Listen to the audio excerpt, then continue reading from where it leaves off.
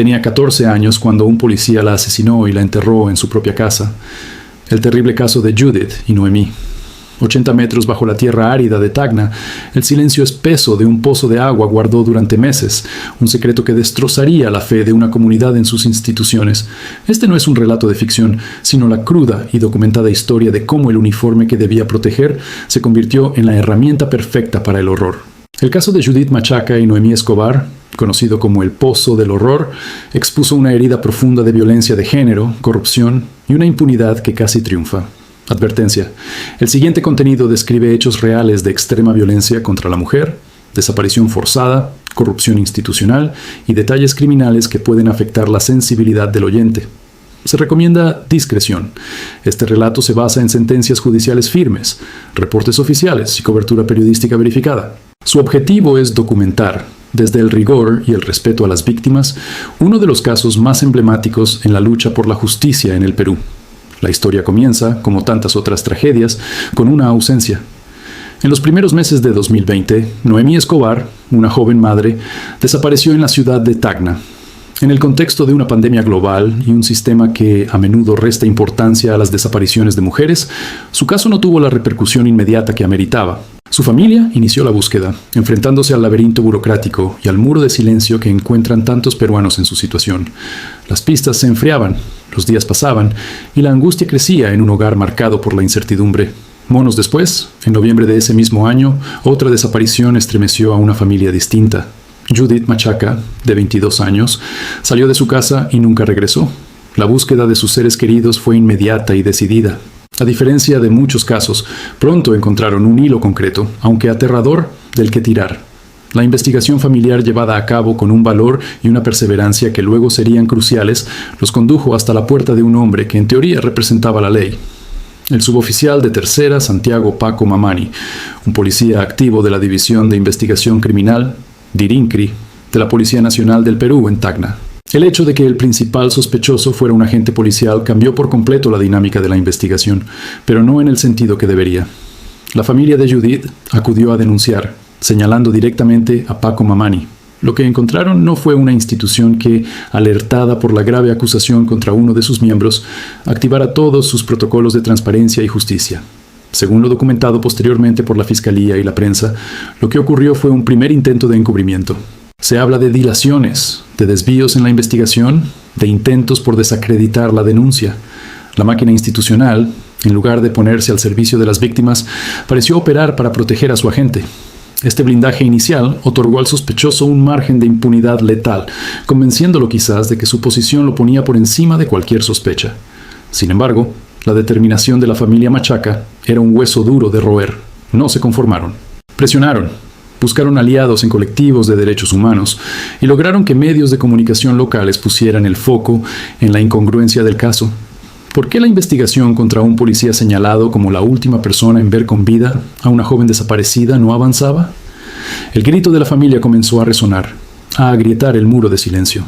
Su lucha logró lo más importante, que el caso saliera del ámbito de influencia policial local y fuera asumido por una fiscalía superior, con mayor autonomía y recursos. Este cambio fue el punto de inflexión. Con nuevas órdenes judiciales y sin la interferencia de los colegas de Paco Mamani, la investigación tomó un rumbo decisivo. El foco se centró en una propiedad rural, en el distrito de Pocoyay, a las afueras de Tacna, perteneciente a la familia del policía. Allí, entre los cultivos, había un pozo de agua de dimensiones extraordinarias. Testimonios y evidencias circunstanciales llevaron a los fiscales a sospechar de ese lugar. En febrero de 2021 se ordenó el allanamiento y una inspección minuciosa del pozo. Lo que siguió fue una operación lenta y macabra. Equipos especializados de bomberos y criminalística descendieron a las profundidades.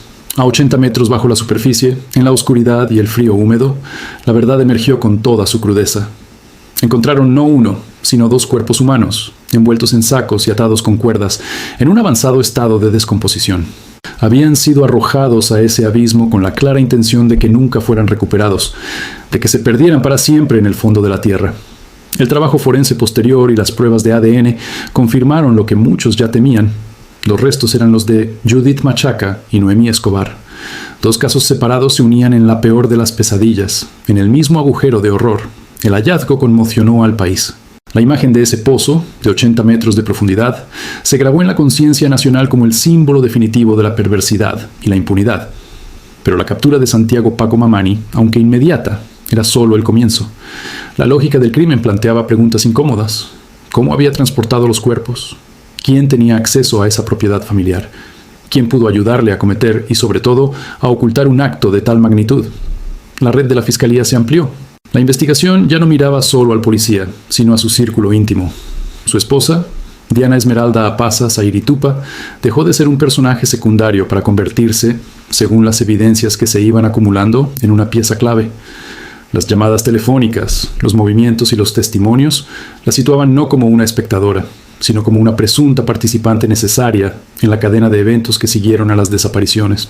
Los padres de Paco Mamani, dueños legales del terreno donde se halló el pozo, también fueron investigados. Las autoridades buscaban determinar su nivel de conocimiento y complicidad. ¿Sabían lo que su hijo hacía en su propiedad? ¿Facilitaron, consciente o negligentemente, que ese pozo se convirtiera en una tumba?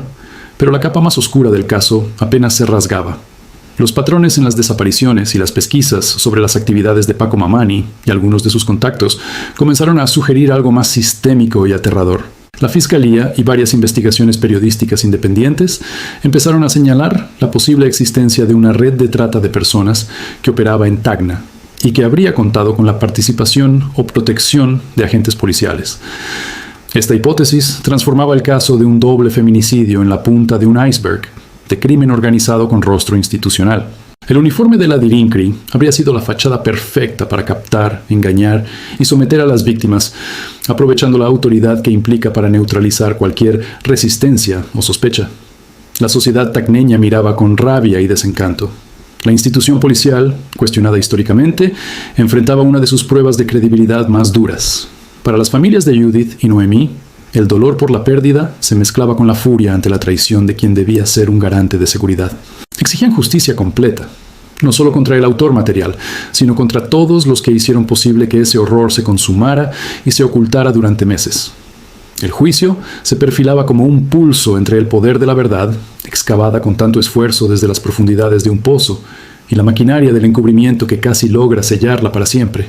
La batalla legal estaba por comenzar, y en la balanza no solo estaban las condenas, sino la posibilidad de sanar, al menos en parte, la profunda herida de confianza que este caso había abierto en el corazón de Tacna. El descubrimiento, la traición y la justicia. Mientras la familia de Judith intentaba aferrarse a cualquier señal de esperanza, la investigación avanzaba lentamente, casi con torpeza. Las primeras horas habían sido cruciales, pero algo no cuadraba. Los relatos cambiaban, los tiempos no coincidían y ciertos detalles parecían cuidadosamente omitidos. Había una sensación constante de que alguien sabía más de lo que decía. La figura del policía comenzó a aparecer una y otra vez en el expediente, no como sospechoso, sino como colaborador. Él mismo participaba en búsquedas, hablaba con vecinos, ofrecía declaraciones tranquilizadoras. Para muchos, su presencia era una garantía. Para otros, con el paso de los días, se convirtió en una inquietud difícil de ignorar. Fue un pequeño detalle el que encendió la alarma. Una contradicción mínima, casi invisible, relacionada con horarios y movimientos dentro de la vivienda. Un comentario hecho fuera de lugar, una reacción que no correspondía con la gravedad de los hechos. A partir de ahí, los investigadores comenzaron a mirar donde antes no se habían atrevido. La casa del policía, hasta entonces descartada por completo, entró en la lista. Nadie quería creerlo. Revisar el hogar de un agente de la ley era cruzar una línea incómoda. Pero la evidencia no entiende de rangos ni de uniformes. Cuando se autorizó la inspección, el ambiente cambió por completo. Cada habitación fue examinada con detalle. El silencio era pesado. No era una búsqueda más. Era una posibilidad aterradora. Que la verdad hubiera estado todo el tiempo bajo el mismo techo de quien decía ayudar. El momento del hallazgo fue devastador. En el suelo, bajo una zona específica del inmueble, se confirmó lo impensable. Allí estaban los restos. Enterrados, ocultos, como si se hubiera intentado borrar no solo el crimen, sino la existencia misma de Judith. La noticia cayó como una explosión emocional. La familia se quebró. No hubo gritos de alivio ni lágrimas de cierre, solo un dolor seco, absoluto, imposible de describir. La esperanza, aunque mínima, murió en ese instante. La revelación del responsable fue aún más cruel. No era un desconocido, no era un extraño al acecho, era un policía, un adulto con autoridad. Un hombre que conocía la ley y la utilizó para protegerse a sí mismo, no a las víctimas. La comunidad reaccionó con rabia y vergüenza. La confianza se desplomó. ¿Cómo alguien encargado de proteger podía convertirse en verdugo? ¿Cuántas señales se ignoraron por miedo a señalar a quien llevaba una placa? Durante el interrogatorio, el acusado mostró una frialdad que heló a todos. Sus palabras eran calculadas. Intentó justificar lo injustificable, minimizar el horror, diluir su responsabilidad. Pero los hechos eran contundentes. Las pruebas hablaban con una claridad imposible de negar. La reconstrucción del crimen reveló una secuencia escalofriante. No fue un accidente. No fue un impulso momentáneo. Hubo preparación, abuso de poder, control y finalmente silencio. Un silencio impuesto a la fuerza. El juicio se convirtió en un proceso doloroso para las familias. Cada audiencia era una herida abierta. Escuchar detalles, ver imágenes, revivir lo ocurrido una y otra vez. Pero también fue un acto de resistencia. Judith no sería olvidada. Su nombre no quedaría sepultado bajo tecnicismos legales. La sentencia llegó, pero no trajo paz. La justicia, cuando llega tarde, nunca es completa. Nada devuelve una vida. Nada borra el miedo ni la traición. Sin embargo, el fallo dejó un mensaje claro. El uniforme no otorga impunidad. Este caso marcó un antes y un después. Obligó a mirar de frente una realidad incómoda. El peligro no siempre está afuera. A veces se esconde en quienes tienen poder, autoridad y acceso irrestricto a la confianza ajena. Judith tenía apenas 14 años, una edad de sueños, de futuro, de vida por delante. Su historia terminó de la manera más cruel, pero su memoria sigue siendo un llamado urgente. A no callar, a no confiar ciegamente, a exigir justicia, incluso cuando duele señalar, porque cuando la verdad se entierra, tarde o temprano siempre vuelve a salir a la superficie, y cuando lo hace, ya no puede ser ignorada. Este no es solo un caso criminal, es una advertencia, y es, sobre todo, un acto de memoria. Déjeme sus opiniones en la caja de comentarios.